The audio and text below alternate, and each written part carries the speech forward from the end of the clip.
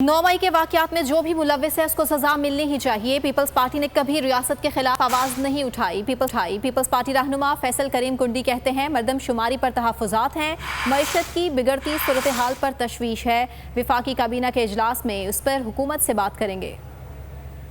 इस वक्त जो है वो उस पर भी तशवीश का इजहार किया गया और वो भी हम अपनी अगली काबीना की मीटिंग में वज़ीर-ए-आज़म साहब के साथ मिलकर जो है इस पे भी जो है उसको हम टेकअप करेंगे। आपने देखा कि पिछले 9 मई के वाकयात को इस वक्त सिर्फ सियासी जमातें नहीं, पाकिस्तान और ओवरसीज़ पाकिस्तानी इसको कंडेम कर रहे। हमने हमेशा कहा है कि पाकिस्तान पीपल्स पार्टी को शायद रियासत से माजी में कुछ गिले शिकवे हों, लेकिन कभी भी हमने रियासत के खिलाफ आवाज़ नहीं उठाई। हमने रियासत के खिलाफ कभी एक्शन नहीं किया। हमने रियासत के खिलाफ कभी बंदूक खुदा न खासा नहीं उठाई। जो काम PTI के लीडरों ने, PTI के चेयरमैन ने करवाया, वो तो ऐसा लग रहा था कि जैसे ये सियासी जमात नहीं है बल्कि गुंडों की जमात है। सब्सक्राइब करें और बेल दबाएं ताकि कोई खबर रह न जाए।